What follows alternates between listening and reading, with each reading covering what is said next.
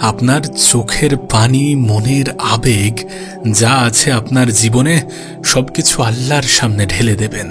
আপনার কষ্ট, আপনার আবেগ, আপনার যন্ত্রণা, আপনার মনের আকাঙ্ক্ষা, আপনার জীবনের বেদনা, এই সমস্ত কিছু কোথায় প্রকাশ করতে হবে, কোথায় বলতে হবে, কার সামনে বলা উচিত?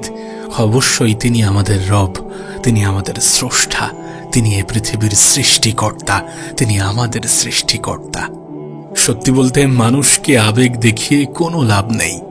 মানুষকে আবেগ দেখিয়ে কি কোনো লাভ আছে? আপনার কি মনে হয় মানুষকে আবেগ দেখিয়ে কি কোনো লাভ হয় প্রকৃত অর্থে? নিজের আবেগ, নিজের আকাঙ্ক্ষা, নিজের চাহিদা, নিজের মনের কষ্ট সমস্ত কিছু রবকে বলা উচিত, রবকে শোনানো উচিত, কারণ তিনিই তো সমাধান করার ক্ষমতা রাখেন। মানুষ কি আপনার চোখের পানির মর্ম বুঝবে? মানুষ কি মানুষের চোখের পানির মর্ম বোঝে? প্রকৃত অর্থে নিজেকে প্রশ্ন করে দেখুন তো। আপনার পরিবারের কোনো সদস্য মারা গেল, আপনার বাবা মারা গেল, আপনার মা মারা গেল, আমাকে দিয়ে দোয়া করাচ্ছেন। আমি হয়তোবা কিছুটা কষ্ট বুঝবো, কিন্তু আপনার ফিলিংস, আপনার অনুভূতি, আপনার জায়গা থেকে আমি নিজেকে কখনোই অনুভব করতে পারবো না। যদি আপনি আপনার পিতামাতার জন্য দোয়া করেন, যদি আপনি আপনার আত্মীয় স্বজন, আপনার কাছের মানুষ, আপনার আপন মানুষের জন্য দোয়া করেন, তাহলে আপনার যে অনুভূতি আর একজন দোয়া করলে তার অনুভূতি এক হবে না। আর এই অনুভূতিগুলো কে বুঝতে পারবেন? আপনার রব আপনার ঘাড়ের রগের চেয়েও কাছে আছেন। কেন এটা বোঝার চেষ্টা করেন না? এক ব্যক্তির কাহিনী আপনাকে বলি। এক ব্যক্তির খুব শখ যে তিনি সাহাবীদের মতো নামাজ পড়বেন, নামাজ শিখবেন।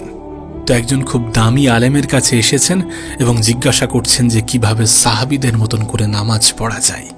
তো সেই আলেমটি আর একজন আলেমের সন্ধান দিয়েছেন যে সেই আলেমের কাছে যাও, তিনি আরো ভালোভাবে বলতে পারবেন।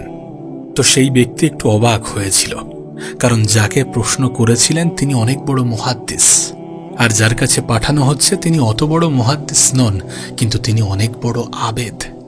তানার কাছে গিয়ে বলছেন যে অমুক আমাকে পাঠিয়েছে, আমাকে সাহাবীদের মতন করে নামাজ কিভাবে পড়তে হয় সেটা শিখিয়ে দেন। তো তখন সেই আবেদ ব্যক্তি বলেন যে ঠিক আছে, সুন্দর করে অজু করে এসো। অজু করার সময় একটা জিনিস খেয়াল রাখবে যে আমি শুধুমাত্র আল্লাহর সন্তুষ্টির জন্য অজু করছি, আমি শুধুমাত্র আমার আল্লাহকে রাজি খুশি করার জন্য অজু করছি, এটা খেয়াল রাখবেন অজু করার সময়। তখন সেই ব্যক্তি যখন অজু করতে যাচ্ছেন, তখন সেই আবেদ ব্যক্তি তাকে আবার একবার বললেন যে দাঁড়াও, এটা কিন্তু মনে রেখো যে শুধুমাত্র আল্লাহকে রাজি খুশি করার জন্য তুমি অজু করছো। যখন অজু করছেন তখনও একবার বলেছেন যে শুধু আল্লাহকে রাজি খুশি করার জন্য অজু করো। এরপর যখন নামাজে দাঁড়ানোর জন্য প্রস্তুত হচ্ছেন, তখনও একবার বললেন যে শুধুমাত্র আল্লাহকে রাজি খুশি করার জন্য নামাজ পড়ো। এমন চিন্তাভাবনা তৈরি করো যে শুধুমাত্র আল্লাহকে রাজি খুশি করার জন্যই আমি নামাজ পড়ছি। এরপর যখন সেই ব্যক্তি নামাজ শুরু করলো, তখন তার মন তো এদিক ওদিকে চলে যায়, এবং যখনই মন এদিক ওদিকে চলে যায় তখন সেই ব্যক্তি নিজেকে বোঝায় যে শুধুমাত্র আল্লাহকে রাজি খুশি করার জন্য আমি নামাজ পড়ছি। যখনই মন এদিক ওদিকে যাওয়ার চেষ্টা করে তখনই তার মাথায় এটা চলে আসে যে শুধুমাত্র আল্লাহকে রাজি খুশি করার জন্য নামাজ পড়তে হবে। এইভাবে সেই ব্যক্তি নামাজটা শেষ করেছে। নামাজটা শেষ করার পরে তার মনে হয় নামাজে আমি মনোযোগ দিতে পারলাম না। ঠিক সেইভাবে আমি নামাজে তো মনোযোগ দিতেই পারলাম না। বারবার তার মাথায় খেলছে যে আল্লাহ তুমি আমাকে মাফ করে দাও, নামাজটা মনে হয় মনের মতো ঠিকঠাকভাবে হলো না, নামাজটা মনে হয় ঠিকঠাক হলো না। তখন সেই ব্যক্তি সেই আবেদের কাছে যায় এবং বলে যে নামাজ তো এইভাবে পড়লাম, কিন্তু মনে হয় নামাজটা ঠিকঠাকভাবে হলো না, নামাজে তো ঠিকঠাকভাবে মনোযোগ আনতে পারলাম না। আল্লাহর কাছে খুব মাপ চাইলাম যে আল্লাহ আমাকে মাফ করে দাও, আমার নামাজটা মনে হয় ঠিকঠাক হয়নি। তখন সেই ব্যক্তি বলেন এটাই হলো সাহাবিওয়ালা নামাজ।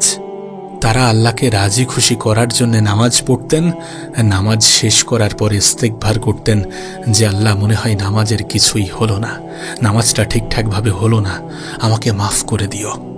অর্থাৎ আল্লাহকে রাজি খুশি করার জন্য আমাদের আবেগ, আমাদের ইবাদত সমস্ত কিছুকে ঢেলে দিতে হবে।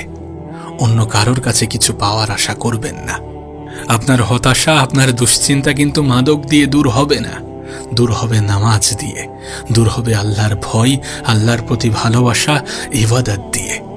আপনি যখন ইলমের ভিতরে ঢুকে যাবেন, যখন আপনি ইসলাম নিয়ে চর্চা করবেন, আপনার ধর্ম, আপনার জীবনের উদ্দেশ্য, আপনার জীবনের লক্ষ্য, আপনার জীবনের টার্গেট, আপনি কেন এই পৃথিবীতে এসেছেন, এই সমস্ত জিনিস নিয়ে চিন্তা করবেন, যখন আপনি আপনার রবের সান্নিধ্যে আসার চেষ্টা করবেন, রবের প্রতি গুরুত্ব আরোপ করবেন, ইবাদতের প্রতি গুরুত্ব আরোপ করবেন, তখন দুনিয়াবি দুশ্চিন্তা থেকে এমনিতেই আপনি দূরে থাকতে সক্ষম হবেন। দুনিয়াবি দুশ্চিন্তাগুলো তখন আপনাকে কুরে কুরে খাবে না। তখন আপনার অন্তরকে এই টেনশন, এই মন খারাপ, এই হতাশা আপনাকে ভাঙতে পারবে না, আপনাকে দুর্বল করতে পারবে না। আর এরপর আল্লাহ পাক আপনার জীবনে রহমত দেবেন, বরকত দেবেন। আপনার দুনিয়ার কাজগুলো তিনি করতে অনেক বেশি সাহায্য করবেন। আপনি নিজেও অনুভব করবেন যে কেউ আপনাকে সাহায্য করছে, কোনো না কোনোভাবে সাহায্য আসছে। কেউ এই কাজে সাহায্য করছে, কেউ ওই কাজে সাহায্য করছে, কোনো না কোনোভাবে যেন সাহায্য আসতেই চলেছে।